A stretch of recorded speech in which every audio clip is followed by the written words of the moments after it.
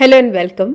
आप लोगों ने ये एनालॉजीज़ डेफिनेटली सुनी होंगी, जैसे कि a lion can not climb a tree and a monkey can not रो।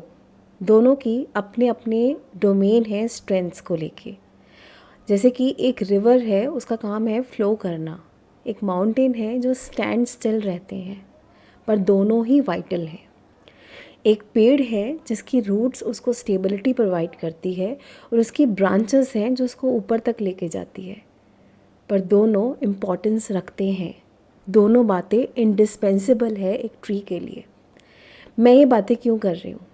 क्योंकि जब हम शतबल की बात करते हैं तो हम बहुत कन्वीनियंटली जो ग्राफिकल प्रेजेंटेशन है प्लैनेट की स्ट्रेंथ की, वहाँ जाते हैं, प्लैनेट की स्ट्रेंथ को देखते हैं और ये बता देते हैं कि ये प्लैनेट स्ट्रॉन्ग है, ये वीक है। उससे क्या हो रहा है, कहाँ स्ट्रॉन्ग है, कहाँ वीक है, उसकी बात ही नहीं करते हैं। प्लैनेट की हर एक स्ट्रेंथ उसको एक यूनिक आइडेंटिटी, एक यूनिक पावर देती है। एंड ट्रस्ट मी, अगर हम सीधा ग्राफ में जाके प्लैनेट को स्ट्रॉन्ग या वीक कर रहे हैं, ये एक एस्ट्रोलॉजिकल क्राइम की तरह हो सकता है। जिस तरह से हम सब की अपनी पावर है, अपनी वीकनेस है, अपनी स्ट्रेंथ है, हम उसको समझते हैं, अपनी स्ट्रेंथ को अपनी बेस्ट पॉसिबल ग्रोथ के लिए यूज़ करते हैं और अपनी वीकनेस पे काम करते हैं या सपोर्ट सिस्टम लेते हैं। उसी तरह से प्लैनेट की हर एक स्ट्रेंथ हमें बताती है हम प्लैनेट को किस तरह से बेस्ट पॉसिबल वे में यूज़ कर सकते हैं। तो शतबल का ईच एंड एवरी स्ट्रेंथ का बहुत यूनिक मीनिंग है और उसको समझना ज़रूरी है। ग्राफिकल रिप्रेजेंटेशन का सीधा सीधा मतलब कुछ भी नहीं बैठ रहा है, ना ही दशा में और ना ही स्टैटिक प्रॉमिस में, क्योंकि हर बल दशा के लिए डिफरेंट है और टाइमिंग के लिए डिफरेंट है और स्टैटिक प्रॉमिसेस के लिए डिफरेंट है। तो आने वाली वेबिनार में जो शतबल के ऊपर होगा उसमें हम क्या कुछ कवर करेंगे, मैं उस कंटेंट के बारे में बताना चाहती हूँ। चलिए स्टार्ट करते हैं।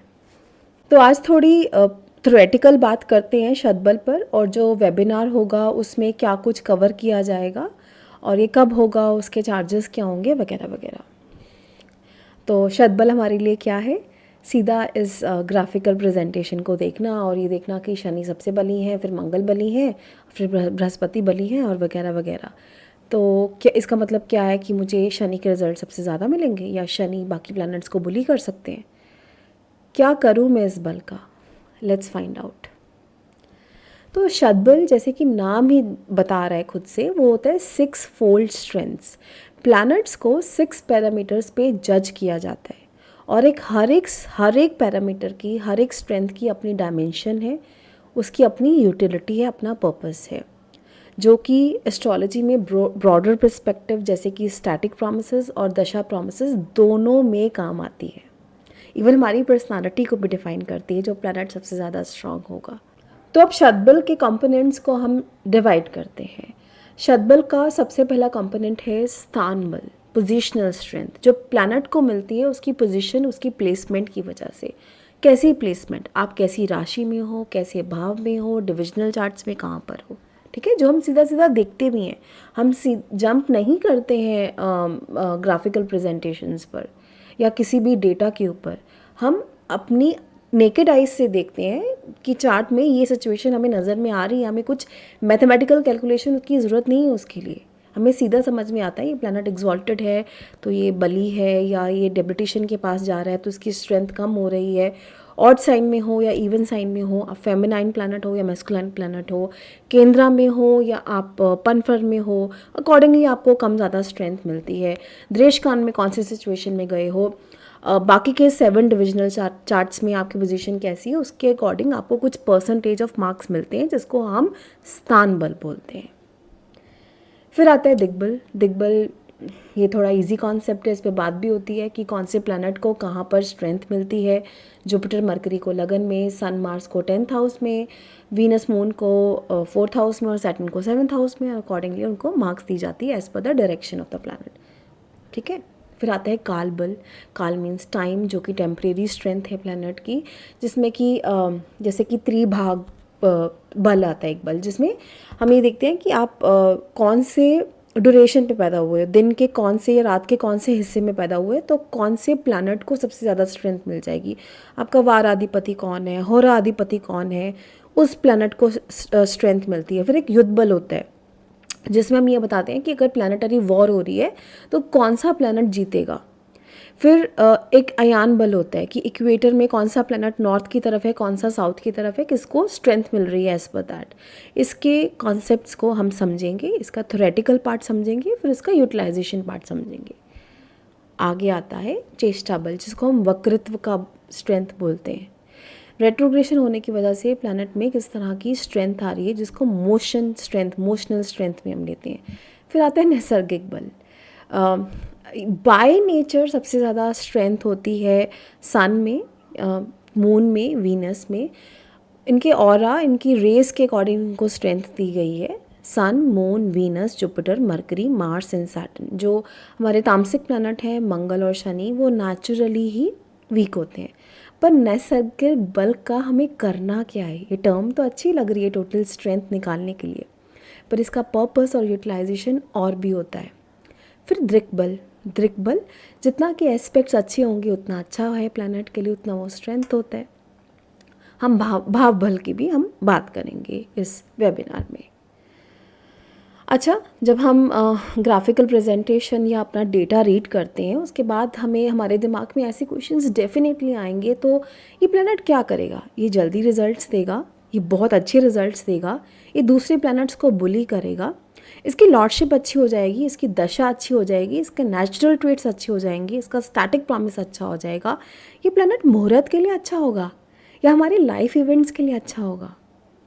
मतलब कि अगर कोई एक particular part of the day में उनका बर्थ हो रहा है जिसमें सन बहुत स्ट्रांग है, अब तो क्या सन मुझे मुहूर्त में हेल्प करेगा, या मुझे अपने लाइफ में सन के सिग्निफिकेशन के अकॉर्डिंग या उस टाइम के अकॉर्डिंग काम करना चाहिए, क्योंकि मेरे इस प्लैनेट को टाइम के अकॉर्डिंग स्ट्रेंथ मिली है, कालबल मिला है।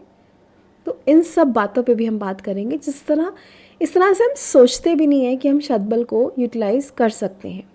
जैसे मैंने बोला कि नैसर्गिक बल या बाकी बल का हमें करना क्या है, तो बिग क्वेश्चन मार्क यहीं पर आ रहे हैं। अब हम वेबिनार में क्या कवर करेंगे, सबसे पहले हम ईच एंड एवरी बल को इंडिविजुअली रीड आउट करेंगे, उसके क्या पैरामीटर्स होते हैं बल प्रोवाइड करने के प्लैनेट को। उसके बाद ईच एंड एवरी बल का पर्पस क्या है, उसका प्रैक्टिकल यूज़ क्या है, वो बल प्लैनेट को किस तरह की कंट्रीब्यूशन देता है उसके बिहेवियर में, उसकी मोड ऑफ वर्किंग स्टाइल में। मान लीजिए किसी प्लैनेट को दृक् बल मिला है, तो अब उसका क्या फ़ायदा हो रहा है प्लैनेट को, उस पर हम बात करेंगे। तो बेसिकली जो मैथमेटिकल एस्टिमेशन हो रही है स्ट्रेंथ की, वो प्रिडिक्टिव पार्ट में हेल्प नहीं कर रही है। तो हमारा जो फोकस होगा वो ज़्यादा प्रिडिक्टिव पार्ट पर होगा, कि हम बेसिकली प्लैनेट को समझकर, उसको एनालाइज करके किस तरह से अपने क्लाइंट को हेल्प कर सकते हैं कि this is how your planet is behaving, आप उससे इस तरह का बेनिफिट ले सकते हो। ये वो बात है जो आपका प्लैनेट आपको डेफिनेटली प्रोवाइड करेगा, वो कारक हो या अकारक हो। अब जैसे कि हम एक बात को समझते हैं, हम बोलते हैं केंद्र आदि बल, मतलब कि जो मेरा प्लैनेट केंद्र में है उसको स्ट्रेंथ मिली है। क्या ये सिर्फ इतने तक आके रुक रहा है कि प्लैनेट केंद्र में है तो उसको बल मिल रहा है? No, not really. इसके आगे भी पर्पस और रीज़न है उसको बल मिलने के, और स्ट्रांग होने के केंद्र में या बाकी किसी हाउस में स्ट्रांग होने के। आपके कौन से सेक्टर ऑफ लाइफ को वो इम्पेक्ट करेगा, कौन से एज ऑफ योर लाइफ को इम्पेक्ट करेगा, वो भी केंद्र आदि बल से पता चलता है। फिर आगे जैसे कि त्रिभागी बल है या दिग् बल है, इसमें प्लैनेट की लॉर्डशिप इम्पॉर्टेंट है या प्लैनेट का नेचुरल सिग्निफिकेशन इम्पॉर्टेंट है, इन सब पर बात करेंगे हम। हर एक प्लैनेट को एक मिनिमम परसेंटेज चाहिए होती है स्ट्रेंथ देने के लिए। ज़रूरी नहीं है कि अगर उनके पूरे मार्क्स बहुत अच्छे हैं, बहुत अच्छा स्कोर किया है, तो वो सबसे ज़्यादा बली हो जाएंगे।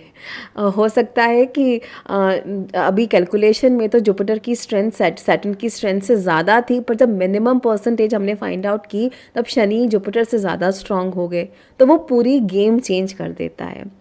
फिर स्टैटिक चार्ट को या दशा पीरियड को बल में कौन सा बल हम लेंगे, डिफाइन करने के लिए कैसे रीड करेंगे, स्ट्रॉन्गेस्ट प्लैनेट आइडेंटिफाई करेंगे, उसका हमारे लाइफ में क्या रोल होगा, वो किस तरह से हमारे बिहेवियर को या लाइफ को इम्पेक्ट करेगा, लॉर्डशिप और नेचुरल ट्रेड्स में कैसे डिफरेंस आ जाता है, कौन सा बल कहाँ यूज़ करना है, कंपैरेटिव एनालिसिस अगर हमें करना है, जैसे मान लीजिए कि किसी का हमें रीड करना है कि फर्स्ट और उनका 5-9 ज़्यादा अच्छा जा रहा है या 6 से 12 ज़्यादा अच्छा जा रहा है, इसमें शतबल भावबल दोनों की बात की जाएगी एक कंपैरेटिव एनालिसिस के लिए।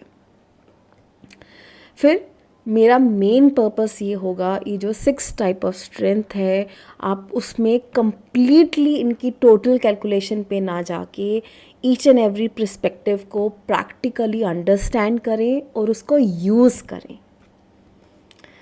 तो ये वेबिनार कब होगा? ये वेबिनार 19 जनवरी को होगा, शाम को 6 से 8 के बीच में।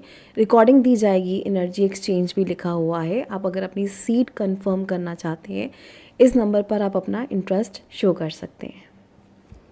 जिस तरह से हर इंडिविजुअल यूनिक है, उसकी अपनी स्ट्रेंथ और वीकनेस है, उसी तरह से हर प्लैनेट भी यूनिक है because of their strength they are holding in your chart and how you can utilize that particular strength of the planet in the best possible way. मेरा यही मोटिव होगा इस वेबिनार में। Thank you so much.